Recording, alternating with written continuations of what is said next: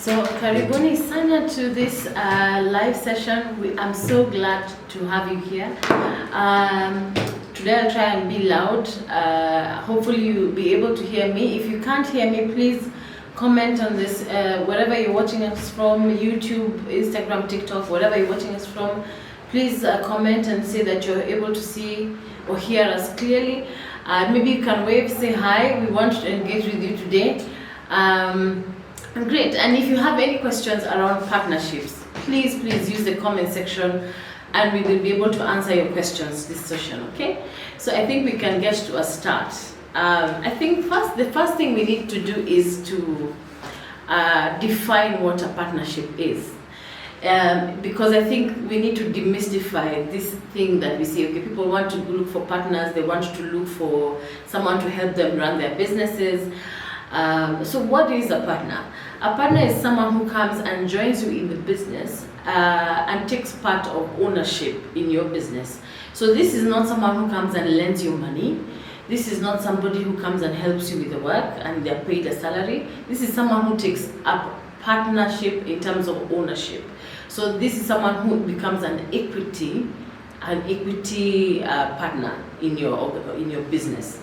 So there are several points where you can get a partner, and when we're talking about partnership, we're mostly talking about either you can have one partner, but you can have several partnerships.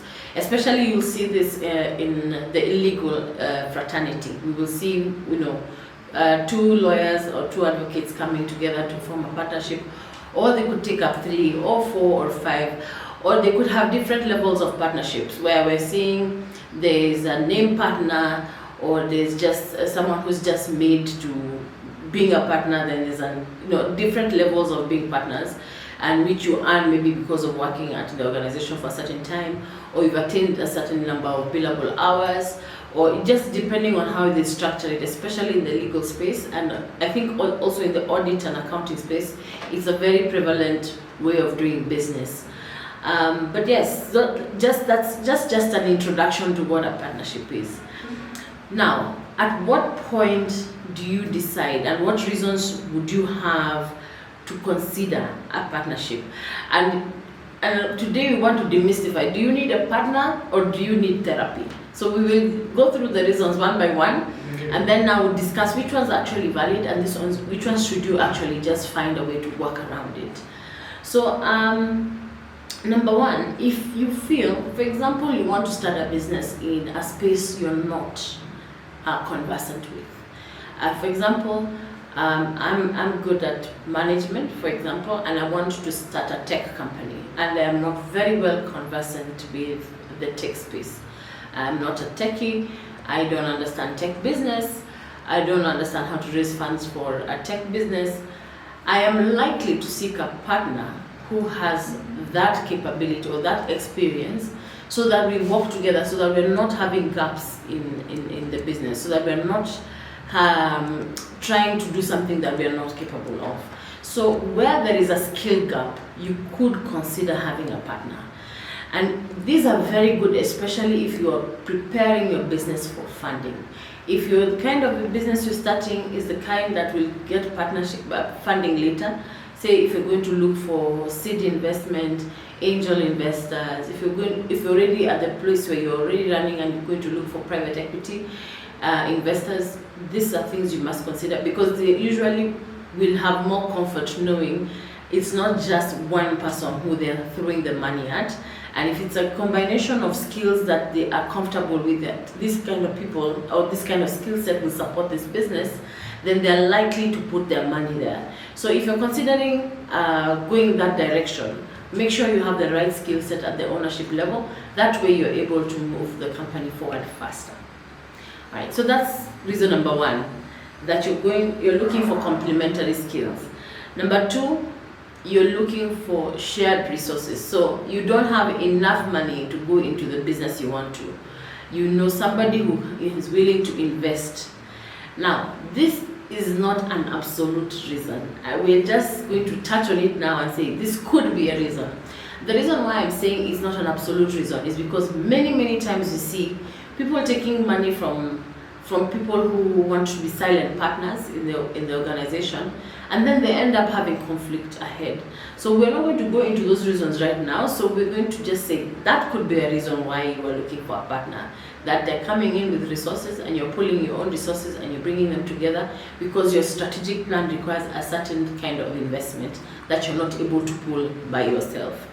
It's a good reason because you don't want to say, oh, I just want to have sole ownership of the business, I don't want other people to own it, because you might be losing out on a good opportunity because your business is underfunded, and which is a huge reason for a lot of businesses collapses, especially in our region. If you're operating a business in Africa, a lot of businesses collapse because of underfunding.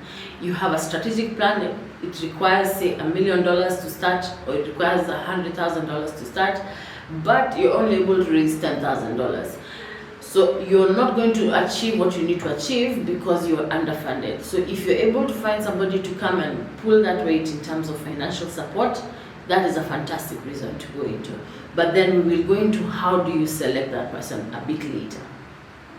Remember, if you have any questions about partnerships, if you're in a situation right now revolving around partnerships and you'd like to ask them, please comment on the comment section below, wherever you're watching us from, whether it's YouTube, Instagram, or TikTok, and we'll be able to answer you just within the live.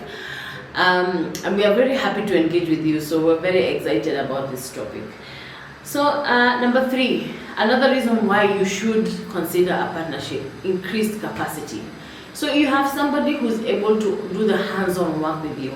So the business will require a lot of roles. If you're starting out especially, you will need sales, you'll need marketing, you'll need finance, you'll need HR, you need operations, procurement, you will need supply chain management. Regardless of what industry you're in, generally you will at least have sales, marketing, and finance. Sometimes it's difficult to do all that by yourself, and you cannot be an expert in everything. So say you pick a partner who's good at one of the things, say you pick someone who's really good at sales, and then you who's good at operations, you can work together. They bring in the clients, you deliver the service or the goods that you're selling. So this is one of the other reasons why you're considering a partnership, right? And number 4, accountability and motivation. This is the list of the reasons why you should be getting a partnership, but it is a valid reason. If you require someone who will keep you on your toes continuously as you're running your business, someone who will continuously ask you about the numbers, continuously ask about performance, continuously ask about how are we doing today, and to make sure you're on your toes and you have your numbers on your fingertips, this is a good reason to have a partnership. However, there are other ways of having that kind of accountability. You can always have a board of directors, and if you don't have a board of directors, you could have friends of the business who are constantly filling the role of the board of directors. So this could be a reason, but it is not the only reason you should be getting a partner. There are other ways of circumventing that, and I truly hope that that is not the reason why you're going to a partnership. Now, these are the reasons we are looking at, and maybe we can we could explore, but those are the basic ones that we're saying, okay, this could be the reasons why you're looking at partnerships. Now, these are the reasons why I want us to go into the reasons why you should not go into a partnership, and you should probably seek out a therapist. Number 1, fear of going at it alone. Fear should not be the basis of any decision you make in business. Regardless of what decision it is, fear cannot be the basis of any, I think I need to repeat myself. Fear cannot be the basis of any decision you make in business, because you will find that it is an emotional decision that will cost you heavily in future. Because you will likely go with the person who gives you comfort, and they might not be the right person for the business. If you're afraid of going into business alone, you need to figure out your emotions first before starting the business, because that means that fear will be used for other decisions in the business, such as how to respond to customer complaints, how to respond to competition, how to respond to employee complaints or employee issues. You cannot be led by emotions when you're making business decisions. So it's very, very critical that if you're going into a partnership because you're afraid to go at it alone, that you really need to reconsider and see if you can actually seek help and figure that issue out before you actually go into business. You should be more afraid of going into business than going into business alone. That should not be the issue here. All right, and if you have someone who you know is about to go into business with a partner that they, especially if you know they're going into a business with someone who you feel is dodgy, please comment in the comment section below and tell us that story so that we can share with others so that they know that this is not the right decision for them. All right, good. So number 2, which I find is, this is a pet peeve for me, family or friends in terms of peer pressure. So this is peer pressure from family or friends. So let me give the classic example. You want to start a business, your husband wants to be a partner. You want to start a business, your wife wants to be a partner. You want to start a business, your sister wants to be a partner. Or your mother wants you to go into business with your sibling. Or your friend is there looking at what idea they should go into, and then you're there trying to start a business and your friend says, I want you to buy into that business. That is the worst reason to go into partnership with anybody, especially family, because you will find that you will not be able to make decisions that are good for the business. There will be always family influence. There will be things happening at home that will affect the work environment. You have to really be careful and really think through how you're going to approach family business, because it could work, and we hope it does, but it could go south very, very fast. So this should not be the reason. It should be one of the reasons that we talked about earlier. If your family member is bringing in money, or if your family member is bringing in a skill set that you need, then that is a reason to consider a family member, but not just based on the relationship you have. This I need to make it very, very clear. If you don't understand this, I don't know how else to explain it to you. Be very, very careful with family and friends when you're bringing them into your business. Be very, very careful, but we will talk about how to manage those situations just ahead. So keep tuned. All right, lack of capital. If you don't have capital to start a business, partnership should not be your number one go-to, because you will instantly lose control of the business you want. Your vision cannot be translated and executed by somebody else. It almost always, I have seen very few that actually succeed. So I would rather they come in as an investor, even give you debt, then you're able to execute and pay them back, as opposed to just taking all this money, have this person have 90% of the shareholding. You're the one with the business vision, you are the one who has the ideas on how to implement it, and then you have almost no say in the business. It's a very, very risky situation. When you're thinking about fundraising, it's important to look at other options before going into partnership. Unless, again, if they fit the first 4 reasons we told you earlier, that these are the ones that you could consider somebody to go into partnership with. Alright, so please make sure you like, comment, or share this video with somebody who you know will need to listen to this before they make bad decisions in their business. It's important that you know that you share this information so that we all grow, and you're not just taking this by yourself. You're not just taking this information just by yourself. All right, so I will answer one of the questions we received earlier at this point. All right. This is a comment. So someone was saying, every time my staff made a mistake, I overreacted. I didn't trust anyone to handle responsibilities. I thought I needed a strong partner to take over operations, but therapy helped me realize I was projecting past abandonment issues into my leadership style. This is an interesting comment. It's common. It's common, especially I find at the risk or at the risk of being bashed here. But I especially find women entrepreneurs to be a bit more sensitive to emotional issues around the office. And I'm saying this with all respect to my fellow female entrepreneurs, but we tend to react more emotionally to a lot of the issues we have. And sometimes, you know, the kind of support that we crave for in the household, we want to crave for that in our businesses. But that is a risky venture. It cannot be an emotional reason when you're making a decision to bring in a partner. If you are not able to handle, say for example, you find handling employees is a difficult thing for you, best to hire a HR manager to handle those issues on your behalf.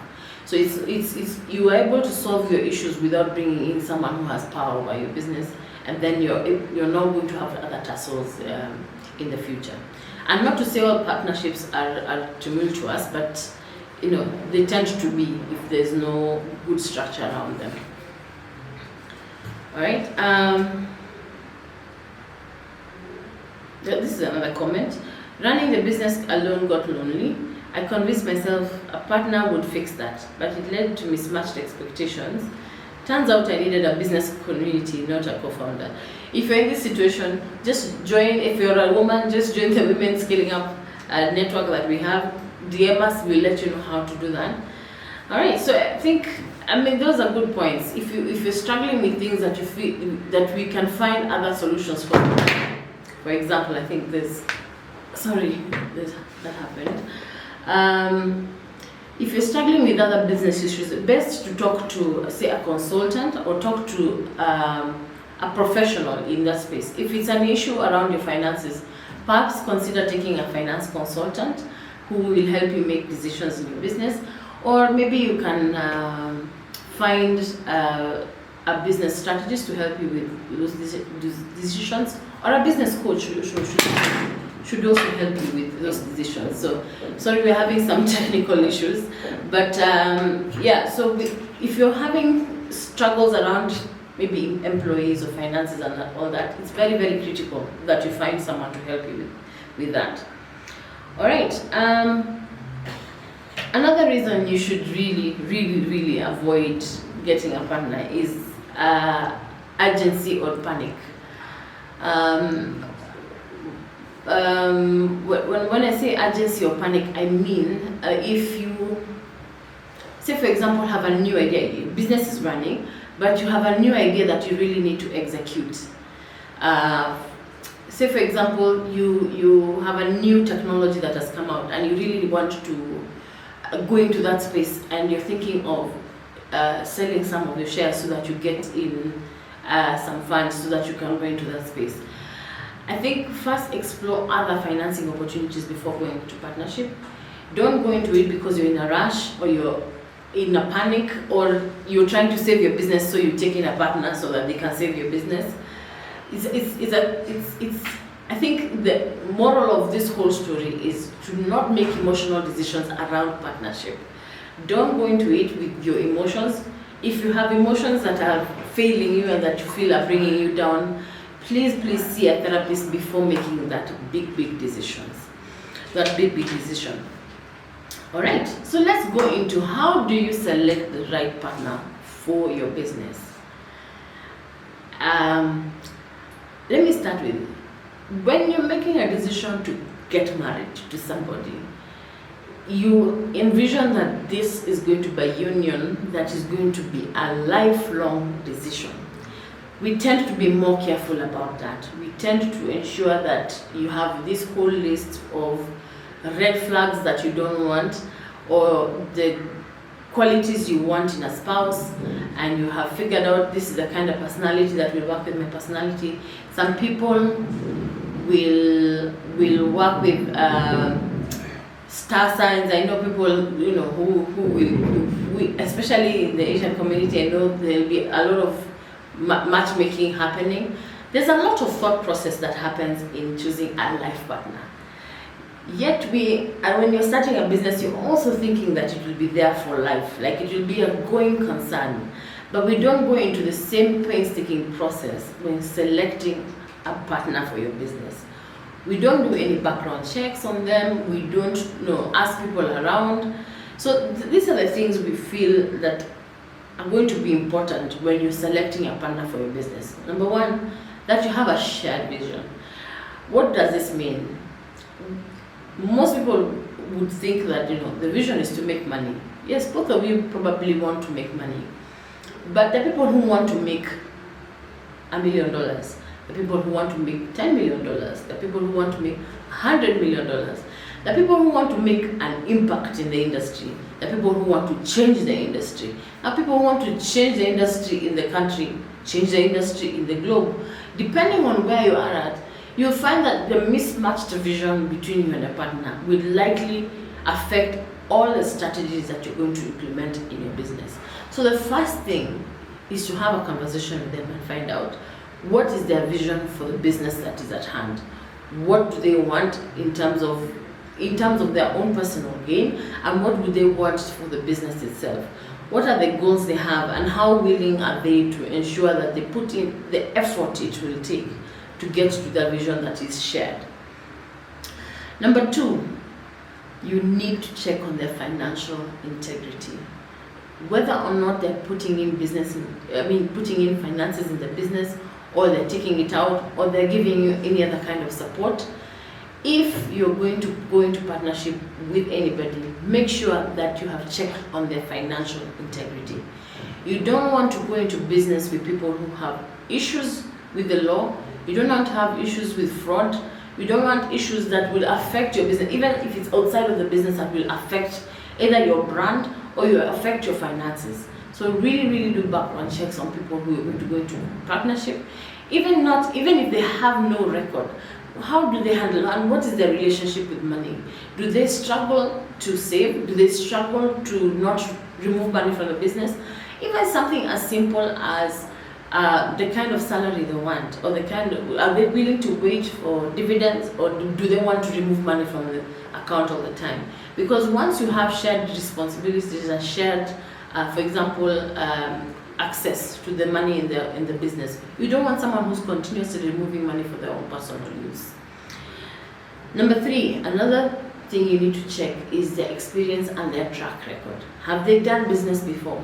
If not, are they willing to learn? What is their track record if they have been in business? Are they good at making decisions? Do they make decisions quickly? Do they make decisions slowly? Do they put in a lot of research before they make decisions? Do they make super decisions? Those are things that you really need to understand about the person you're going into partnership with. If you don't go there, then you will struggle in future, because you will not be expecting how they react to certain things.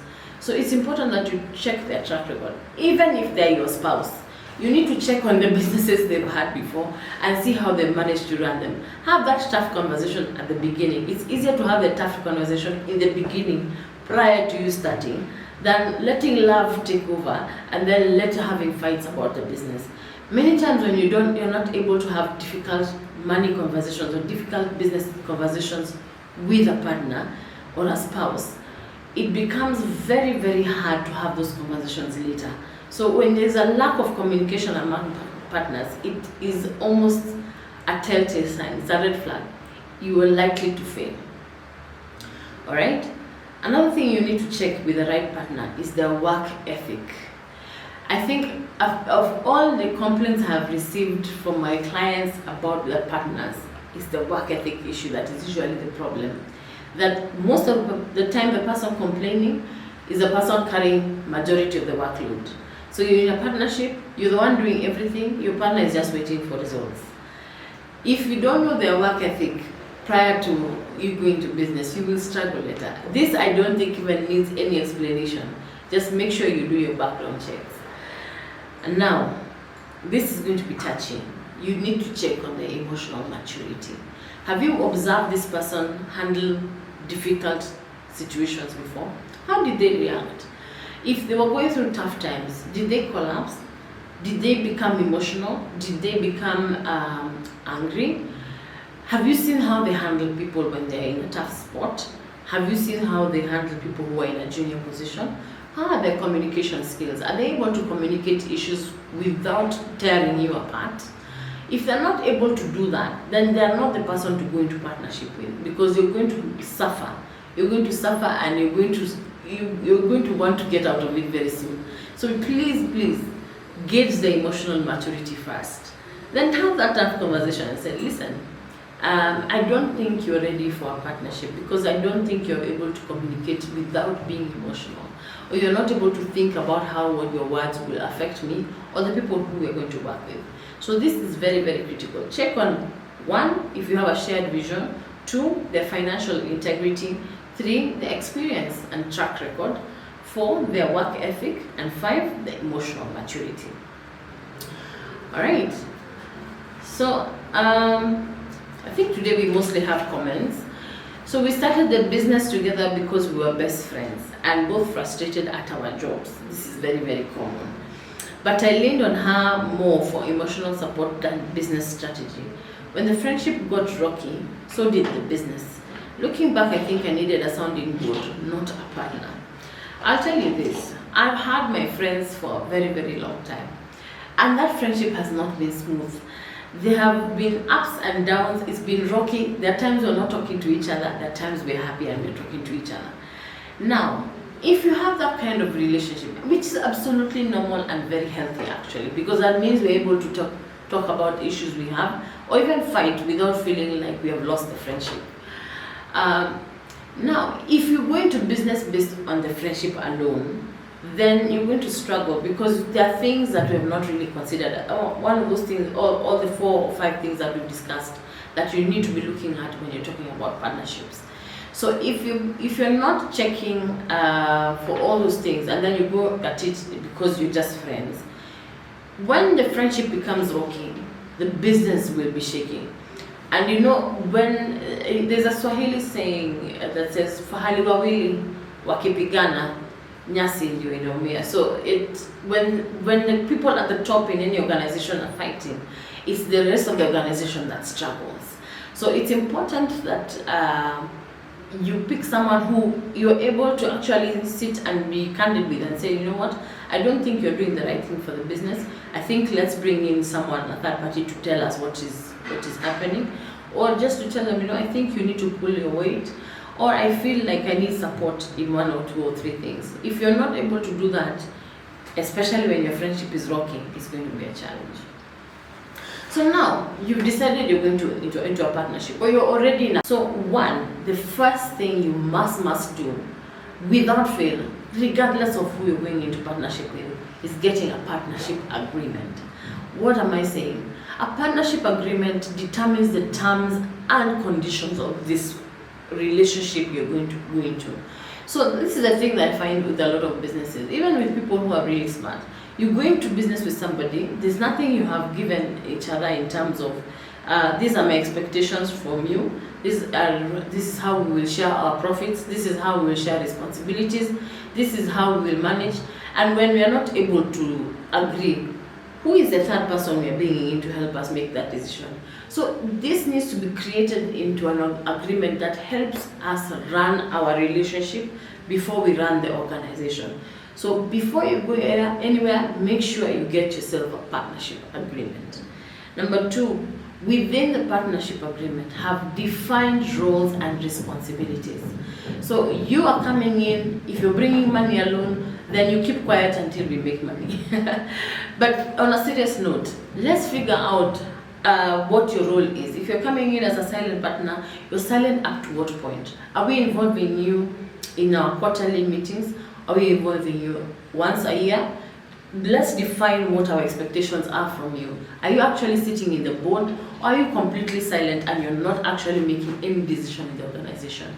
It needs to be very, very clear how this person is coming in into the organization. If you don't have that, then it becomes difficult and you feel like you're carrying the entire load of the organization. So define what you're bringing to the table, what the other party is bringing to the table, what are the expectations from there in terms of how are we measuring? Same way you would measure an employee, the same way we manage the partnerships. So if I'm supposed to bring in sales, what are my targets? How are we knowing that I am actually pulling my weight into the partnership? If our targets are $10 million per month, for example, am I bringing in that $10 million? Am I making sure that I have the right team to bring in that kind of money? Am I managing them well? Am I hiring the right people? Am I managing them to bring the money to the table? Am I exiting the ones who are not? Because there's a lot of work in terms of sales management. So if my responsibility is sales, I don't just sit back and watch. I have to actually manage the sales function of the organization. Number 3, there has to be a communication framework.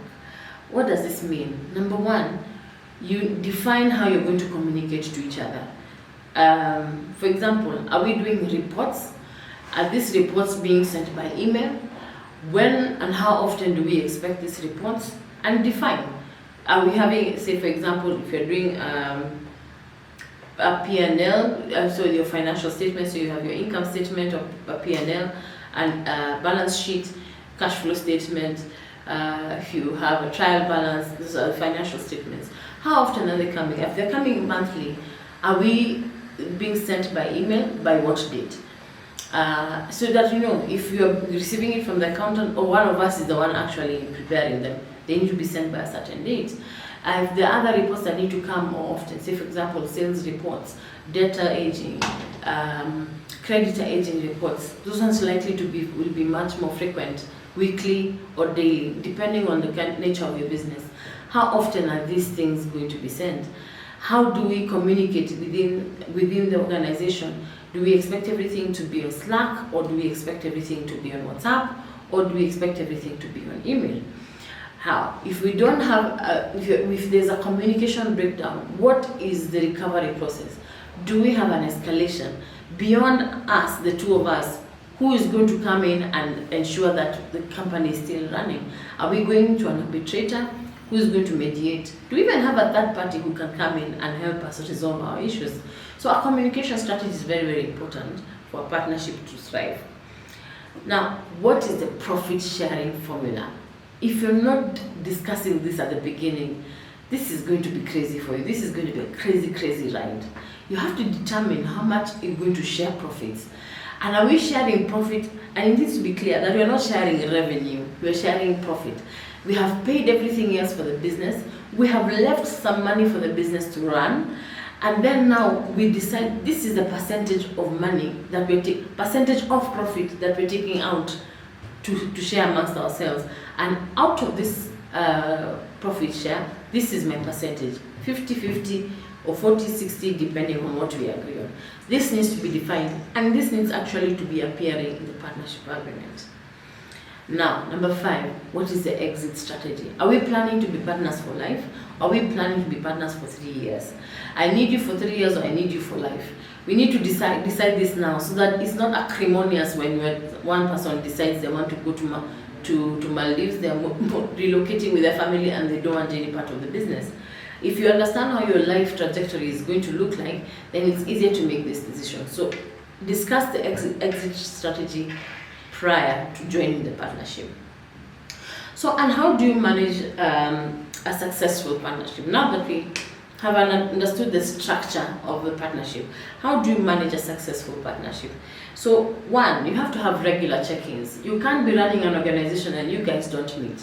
If you're able to, at least every week, you have a meeting with the partner to figure out how is the business doing, how are we doing ourselves, is there anything that we need to iron out before it becomes a bigger issue. Having regular check-ins, it helps with the communication issue. Number 2, revisit the vision periodically. I would suggest every year have a strategic plan. I know some companies will do a 3-5 year plan, which is great, but depending especially on your industry, things change so quickly. And we've seen since the time of COVID, the industries have been shifting so radically, technology has been changing so rapidly that we can't wait 3 years to look at the strategy again. So this applies to everybody, even those who are not in partnerships. Check your vision periodically. At least every quarter, check if you're going towards the direction that the strategy is leading you. But then at the end of every year, revisit the vision. Are we still on track to where we're going?